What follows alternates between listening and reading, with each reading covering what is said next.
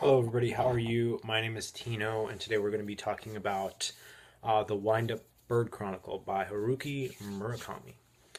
This video is going to be mostly my opinion of the book, whether you should read it or not.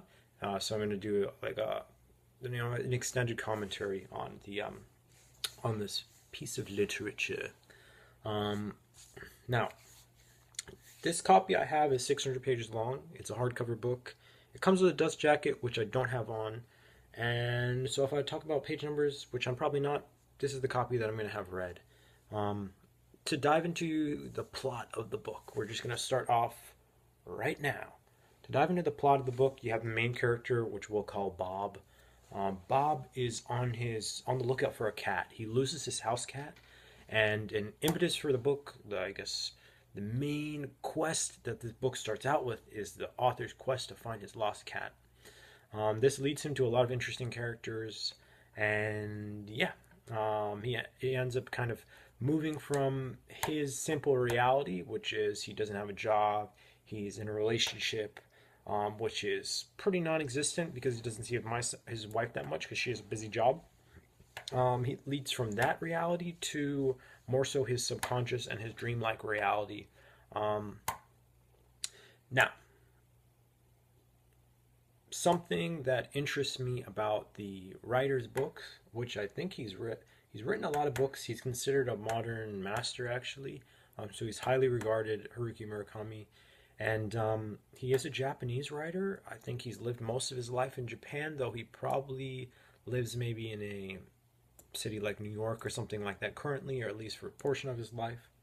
But his books are highly influenced by American and British culture. So I would say they're influenced by, I guess, European culture and how that branches off at large, um, but mostly British and American culture. I think that's really interesting and pretty unique because I know that I've even asked a Japanese friend I had in the past what he thought of his books, and he said that he could tell that they're written by somebody who wrote for an American or British audience.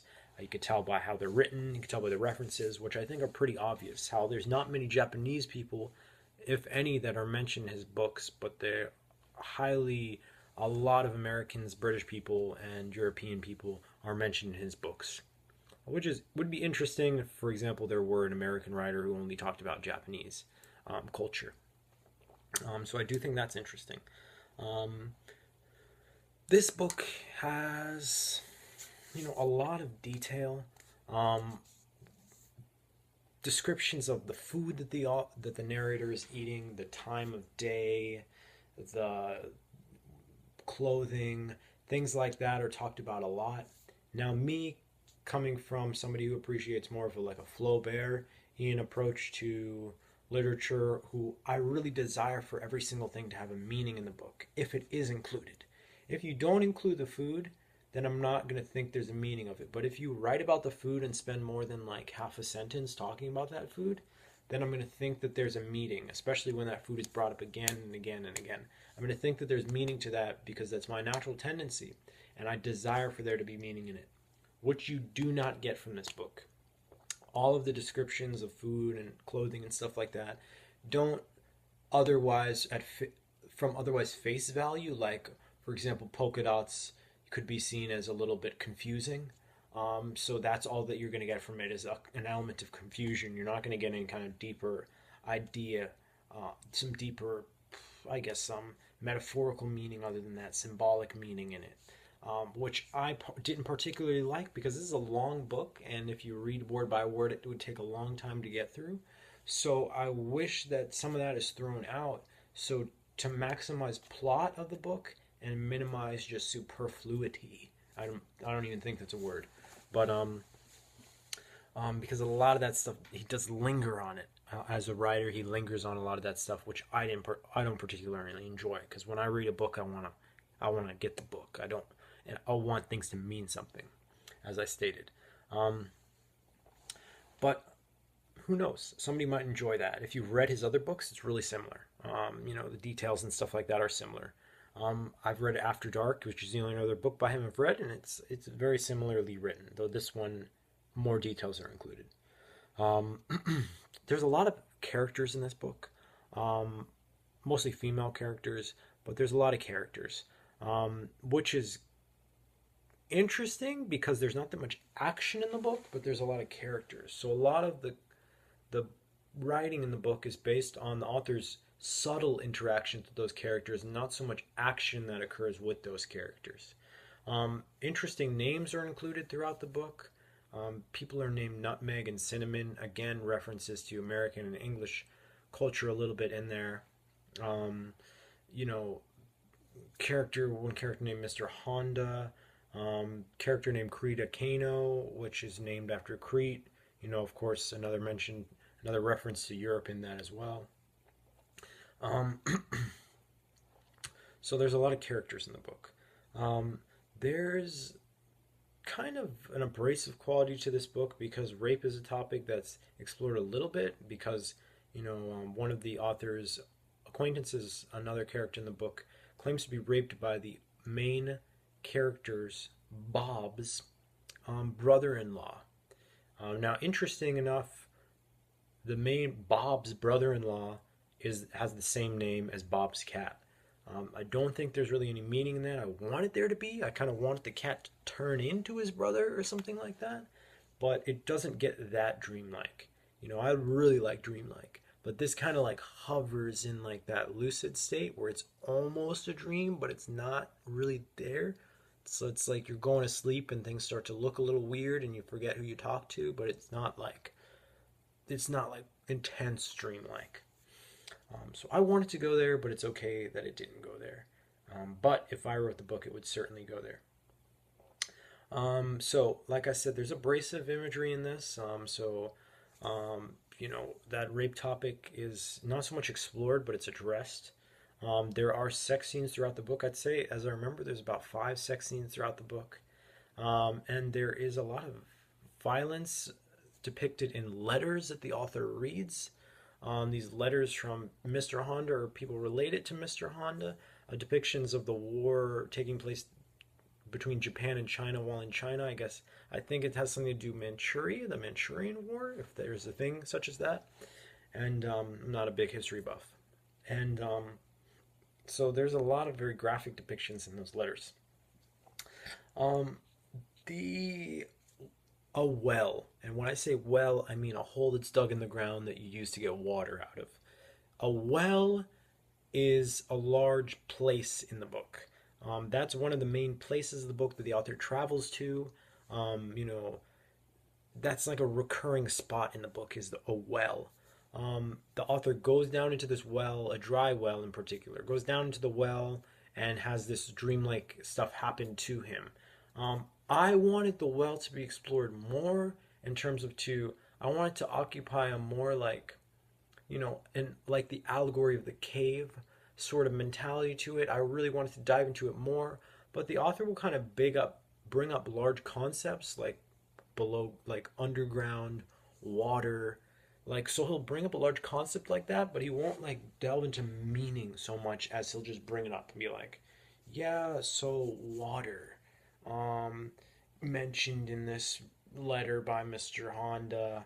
I'm going to bring it up when I'm in the well, the meaning of water to me, but it's not so the meaning of water to the world or the meaning of water to society. It's just the meaning of water to the main character, to Bob. And Bob may have a very simple concept of water. So themes are not explored dramatically, themes are explored more simply in this book from the narrator's perspective. Like I said, interesting names. Cinnamon and Nutmeg remind me of names of horses. like, like I could imagine like going to a farm and one of the horses being named Cinnamon or Nutmeg. So I don't know. There's cultural differences in here. One unique aspect of the book is typeset. The author gets pretty creative with the type in the book. Some interesting symbols he uses. Some of the chapters are laid out on the page as if they're newspaper articles, kind of with those two separate columns. And like I said, interesting chapter titles.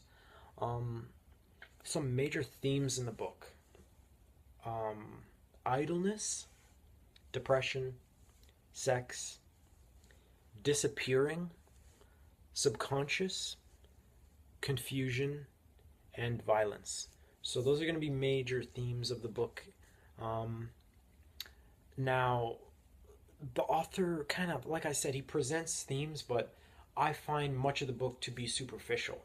It's almost like a lot is set up for something dramatic to happen, but nothing really dramatic or life changing occurs. No like life changing things are said in the book, like insanely deep things. It's like as if something deep is about to be said, but nothing deep is said, which I don't particularly like. Now, Haruki Murakami is seen as a modern master, but I don't really experience that as much. I think that he has great output, that he can write a lot, and then he, of course, can finish books and have them be complete books.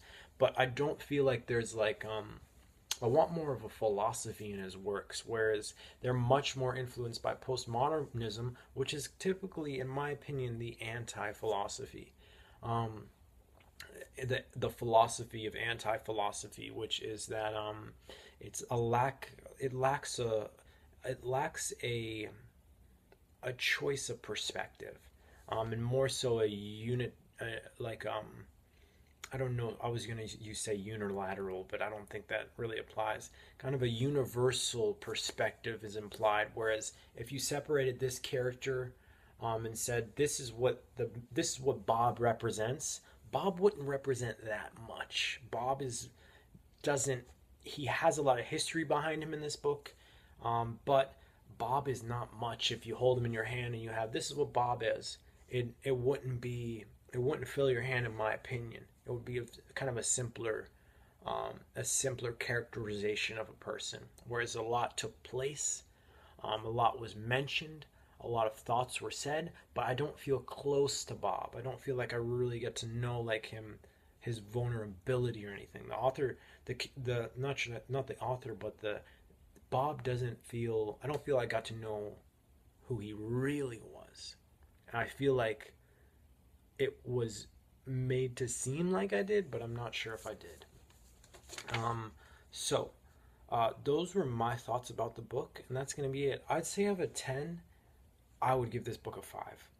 I know that some people love Haruki Murakami, but I'm giving this book a 5 out of 10, and that's my rating of it.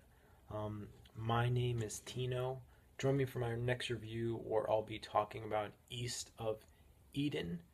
Who wrote that book? Famous author. Don't remember his name. That's okay. So I'll be talking about East of Eden in my next review. I'm excited to bring that to you, and I'll see you next time.